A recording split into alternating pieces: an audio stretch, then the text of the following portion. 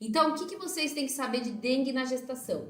Precisa saber se tem transmissão vertical, precisa saber como faz o diagnóstico, precisa saber prevenção e precisa saber a conduta de dengue na gestação. Então, a gente vai falar de cada um desses passos hoje aqui nessa aula para vocês, tá? Então, a primeira coisa que vocês têm que saber é que gestante e puérpera até o 14º dia de puerpério são consideradas grupo de risco para dengue. E vocês vão ver que esse dado é muito importante para quando a gente for falar de tratamento para dengue, porque o tratamento para dengue a gente vai classificar os pacientes de dengue em grupos de risco, grupo A, grupo B, grupo C, grupo D. E as gestantes, como elas são grupo de risco, elas já entram no grupo B, tá? Então a gente vai conversar mais sobre isso quando a gente falar de tratamento, mas eu quero que vocês guardem isso. Gestantes e puérperas até o 14º dia de puerpério são consideradas grupo de risco. O que a gente tem observado no Brasil é que 2023 e 2024 houve um aumento muito grande dos casos de dengue em gestantes, em mais de 300%. A gente precisa lembrar também que todos os casos de suspeita e confirmação de dengue são de notificação compulsória, tanto gestantes como não gestantes, tá? E por que a dengue na gestação é importante? Por que a gestante com dengue é considerada grupo de risco? Porque a gestante tem mais complicações maternas, então a gestante com dengue evolui mais para formas graves, tem mais choque, tem mais hemorragia e tem mais chance de óbito. A gente tem um aumento de 4 vezes aí a morte materna nas gestantes que tiveram dengue, tá? E a gente também tem complicações fetais, como abortamento, prematuridade, restrição de crescimento e morte fetal. Lembrando que essas complicações fetais, elas não são causadas pela transmissão vertical, e sim pelas complicações que ocorrem na gestante e que podem levar a desencadear, né, essas complicações fetais. A gente vai falar um pouquinho de fisiopatologia e aí vocês vão entender o que eu tô falando, tá? Bom, mas vamos começar falando da etiologia da dengue. Então, a dengue, ela é causada pelo vírus dengue, que a gente tem o vírus DV1, 2, 3 e 4. Ele é um arbovírus, né, da família Flaviviridae, e o vetor é o mosquito Aedes aegypti. É um RNA vírus com alta taxa de mutação e a transmissão é pela picada do mosquito. Agora, falando em transmissão vertical da dengue, o que vocês têm que saber? Que pode ocorrer transmissão transplacentária e durante o parto, mas a transmissão vertical ela é muito rara. E quando ela ocorre mais próximo do fim da gestação e próximo do parto. E quando ela ocorre, o que acontece com o recém-nascido ou com o feto? Ele desenvolve dengue. Então, quando a gente tem um recém-nascido que ele nasceu de uma mãe que ela teve dengue no período periparto, a gente tem que observar esse recém-nascido porque ele pode desenvolver dengue também nos primeiros dias de vida. E a dengue no recém-nascido nos primeiros dias de vida pode ser muito grave. Mas, como eu falei, é muito rara essa transmissão vertical. Na amamentação, a gente considera que praticamente não existe transmissão vertical pela amamentação. Na literatura, a gente tem só um caso documentado de transmissão vertical por dengue pela amamentação, né, de dengue pela amamentação na literatura. Então, não contraindica a amamentação e nem o parto vaginal. Então, gestantes com dengue podem amamentar normalmente podem ter um parto vaginal.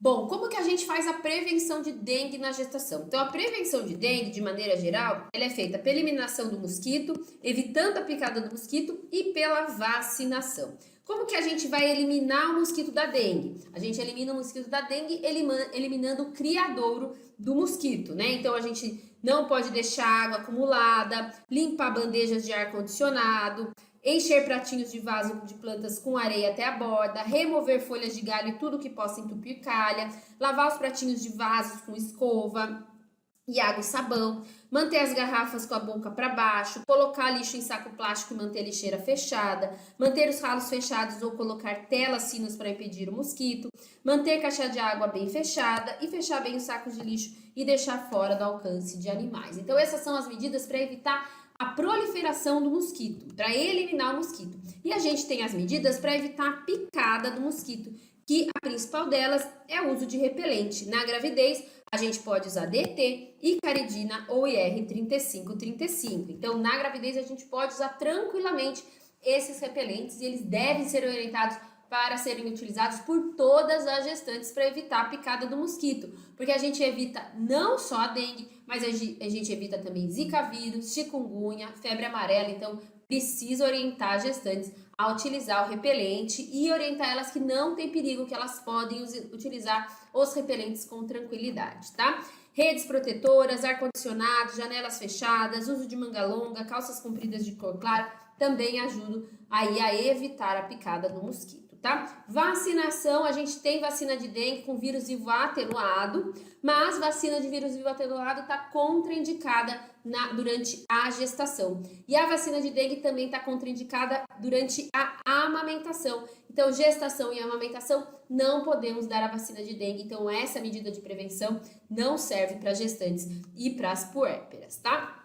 Agora, falando de fisiopatologia da dengue, é muito importante vocês entenderem a fisiopatologia da dengue para vocês entenderem aí como que ocorrem as manifestações clínicas da dengue na gestante. Então, quando a manifestação clínica principal da dengue é o aumento, a fisiopatologia, desculpa, é o aumento da produção de citocinas pró-inflamatórias. Essas citocinas pró-inflamatórias, elas levam à trombocitopenia e ao aumento da permeabilidade vascular. Esse aumento da permeabilidade vascular, ele é o responsável por praticamente todos os sintomas. E vocês vão ver que o tratamento é focado na melhora desse aumento da permeabilidade vascular. Porque quando ocorre aumento da permeabilidade vascular, a gente tem um extravasamento de líquido e aí essa mulher ela vai ficar com menos líquido dentro dos vasos e isso que vai causar aí todos os sintomas de choque e tudo mais. Então, por isso que vocês precisam entender a fisiopatologia para a gente conseguir entender aí como que deve ser feito o tratamento. Essa trombocitopenia, esse aumento da permeabilidade vascular, esse aumento da produção de citocinas pró-inflamatórias, eles estimulam o útero e aumentam a permeabilidade capilar placentária. E essas alterações que vão levar às complicações fetais. Então, vai levar restrição de crescimento fetal, prematuridade, então aumento da chance de trabalho de parto prematuro, vai aumentar a chance de óbito, de abortamento, tudo isso por conta dessa fisiopatologia da dengue na gestante, tá? E aí a gente vai ter então mais hemorragia pós-parto, mais lesão renal, insuficiência hepática, edema de pulmão, choque e morte materna. Além e da parte fetal, abortamento, prematuridade, restrição de crescimento fetal, morte fetal e a transmissão vertical, que é muito rara, como eu falei para vocês, tá? Agora vamos falar como que ocorrem as manifestações clínicas da dengue na gestante. Então, as manifestações clínicas são muito parecidas em gestante e não gestante. Então, a gente vai ter o período de incubação de 3 a 7 dias, e aí a gestante pode evoluir como assintomática, mas pode evoluir para a fase febril, crítica e depois a fase de recuperação, tá?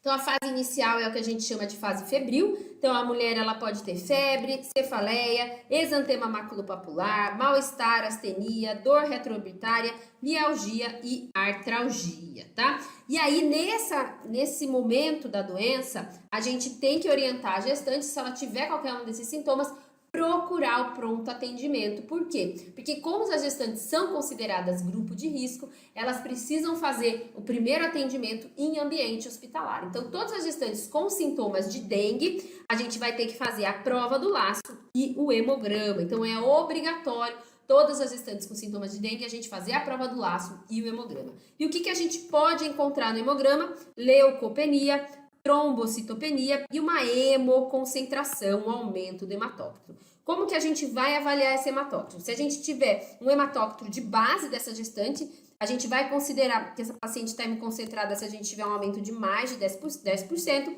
Se a gente não tiver hematócrito de base, a gente vai considerar se o hematócrito tiver mais do que 44%, tá? A gente não pode esquecer que as gestantes elas são hemodiluídas, então a gente pode mascarar com essa modificação fisiológica da gestação, ela pode mascarar o quadro clínico aí e o quadro laboratorial da dengue, que por conta dessa hemodiluição. Então a gente tem que comparar muito com os exames anteriores e lembrar então que acima de 44 a gente já considera uma hemoconcentração na gestante, tá? E além disso, então, além da gente solicitar a prova do laço e o hemograma para a gente ver em que situação que está essa gestante, a gente vai ter que solicitar os exames laboratoriais pro diagnóstico em si. Então, até o 7º dia de sintomas, a gente vai solicitar um RT-PCR ou um teste rápido NS1. A partir do 6º dia de sintomas, a gente pode solicitar sorologia IgG e IgM. O RT-PCR, ele é mais específico, mas ele demora mais para ficar pronto. E o teste rápido NS1, ele é o mais utilizado na prática. Ele tem uma maior chance de falso negativo, mas o falso positivo dele é muito pequena. Então, a gente confia bastante no teste rápido NS1. Depois de fazer o teste rápido, a gente vai confirmar com a sorologia a partir do 6º dia, tá? E aí, essa mulher, ela pode evoluir para cura, para a fase de recuperação, ou ela pode evoluir para a fase crítica. A fase crítica, ela ocorre entre 3 e 7 dias do início de sintomas. E é na fase crítica que a gente tem que observar os sinais de alarme para dengue. Por que é importante a gente observar os sinais de alarme para dengue? Porque quando a gestante tem algum sinal de alarme, ela é considerada, ela passa, né, do grupo B para o grupo C, tá? E vocês vão ver que o tratamento no grupo C é totalmente diferente.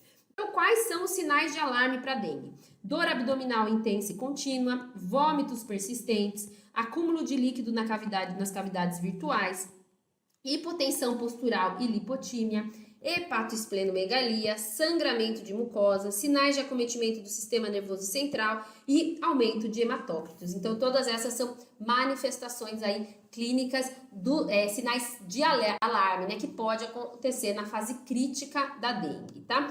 E aí, essa mulher, ela pode evoluir, né, principalmente as que tiverem sinais de alarme, pode evoluir para dengue grave, quando a gente tem um extravasamento plasmático intenso. Então, quais são os sinais de dengue grave?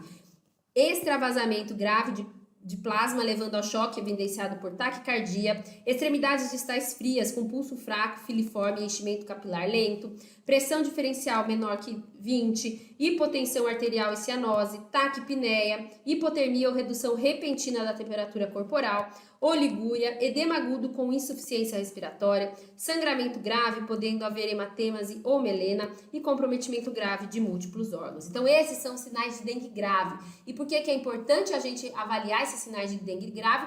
Porque o tratamento de dengue grave, qualquer sinal de dengue grave leva a gestante a ser classificada em grupo D. E o grupo D, o tratamento aí é totalmente diferente também. Eu vou mostrar cada tratamento para vocês, tá? E aí, depois a gestante vai evoluir para uma fase de recuperação, que é de 2 a 4 dias, mas a fadiga ainda pode durar aí semanas, tá? A gente não pode esquecer que o quadro clínico da dengue pode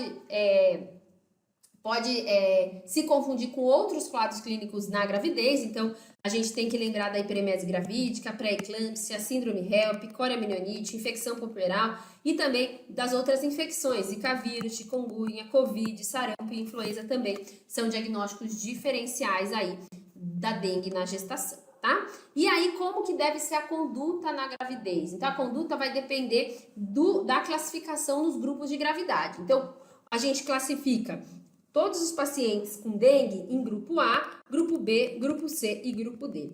A gestante, como ela tem condições especiais, né? Então, gestante e puérperas até 14 dias são consideradas com condições especiais, elas já entram aqui no grupo B. Então, toda gestante com dengue já é grupo B. Se tiver algum sinal de alarme, é grupo C. E se tiver algum sinal de gravidade, de dengue grave, é grupo D. Então, como que é a conduta no grupo B, nas gestantes com dengue, sem sinais de alarme, sem sinais de gravidade? A gente tem que manter essa gestante em observação em ambiente hospitalar até sair os resultados de exame. E durante essa observação, ela tem que receber hidratação oral de 60 ml por quilo por dia, repouso e paracetamol ou dipirona se tiver dor. Quais exames que a gente vai solicitar? Hemograma e prova do laço e os exames laboratoriais aí, os exames de diagnóstico laboratoriais. O hemograma, na paciente com grupo B, a gente vai fazer a cada 4 horas. Então, a gente vai observar essa gestante, fazer hidratação oral. Chegou a gestante, a gente vai solicitar hemograma e prova do laço. Vai manter essa gestante em observação com hidratação oral. Passou 4 horas, a gente vai repetir o hemograma. Se os hematócitros estiverem normais, a gente vai dar alta para essa gestante e fazer avaliação diária até 48 horas sem febre. Se essa gestante estiver hemoconcentrada ou apresentar algum sinal de alarme, a gente vai encaminhar essa gestante para o grupo C. Ela vai fazer o tratamento para a gestante de grupo C, tá? Então, aqui um fluxograma para o tratamento do grupo B. Observação da gestante leito hospitalar, solicitar hemograma, avaliação clínica. Hidratação, 60 ml por quilo e reavaliação tanto do hemograma como da clínica a cada 4 horas. Se o hematócrito estiver normal, a gente vai dar alta com a avaliação clínica e laboratorial diária até 48 horas após a queda da febre. Se tiver hemoconcentração ou sinais de alarme, a gente vai encaminhar elas para o tratamento dos casos do grupo C, tá? Como que é a conduta no grupo C? Todas as gestantes com qualquer sinal de alarme, a gente vai internar essa gestante em ambiente hospitalar por no mínimo 48 horas. Essas gestantes precisam fazer reposição volêmica endovenosa e reavaliação clínica a cada hora. A gente tem que solicitar outros exames complementares, além do hemograma, então a gente vai solicitar eletrólitos, dosagem de albumina sérica, transaminases, radiografia de tórax e ultrassom de abdômen. A gente vai fazer, nesses casos do grupo C, reavaliação laboratorial a cada 2 horas e se tiver melhora clínica e laboratorial, aí a gente vai fazer a reposição volêmica em fase de manutenção. Então, como que funciona? A gestante apresentou algum sinal de alerta. A gente vai internar essa gestante por pelo menos 48 horas. Vai solicitar exames complementares e vai fazer reposição volêmica endovenosa de 10 ml por quilo por hora. Vai reavaliar após 1 hora.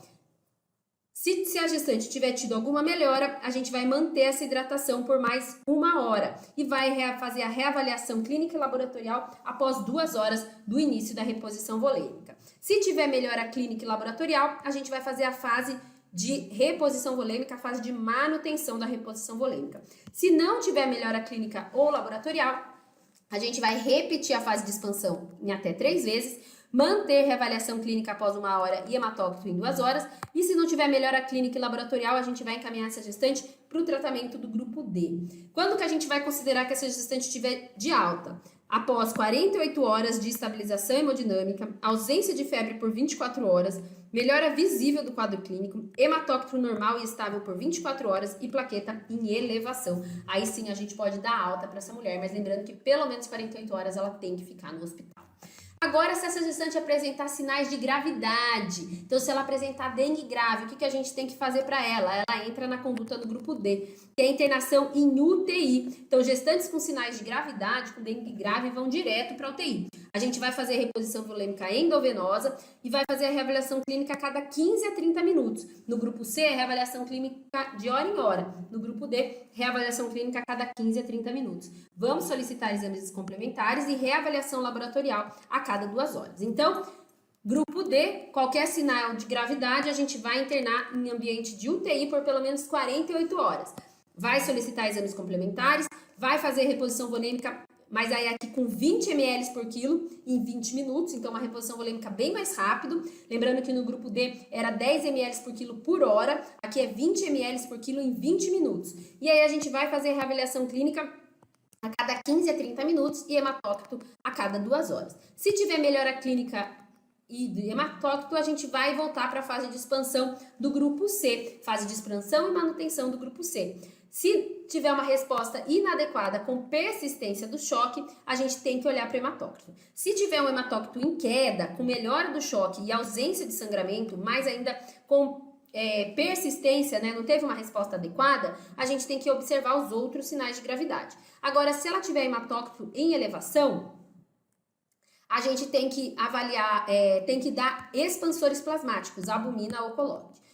Hematócrito em queda e sem melhora do choque, aí a gente vai ter que investigar coagulopatias de consumo. Então, hematócrito em queda com melhora do choque e ausência de sangramento, a gente observa os sinais de gravidade. Hematócrito em queda sem melhora do choque, a gente tem que pensar em coagulopatias ou hemorragias, tá?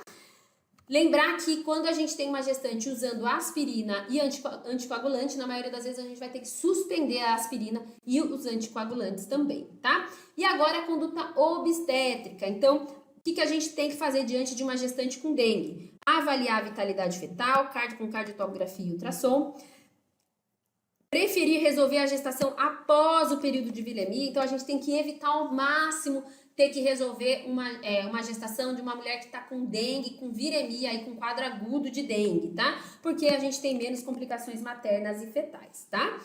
A via de parto de preferência é via vaginal. Se a gente tem plaquetas acima de 50 mil, a gente pode ter um parto vaginal com mais tranquilidade.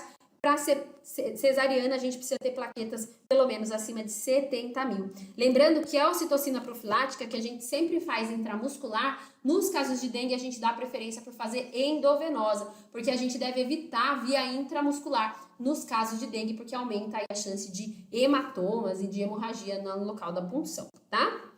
No puerpério, o aleitamento está permitido e a gente tem que fazer o segmento do neonato para avaliar transmissão vertical se o parto ocorrer entre 10 dias antes e 10 horas após o quadro febril. Então, se a gestante com dengue apresentou quadro febril 10 dias antes, até 10 dias antes do parto ou até 10 horas após o parto, esse recém-nascido vai ter que ficar em observação, porque ele pode evoluir com quadro de dengue também.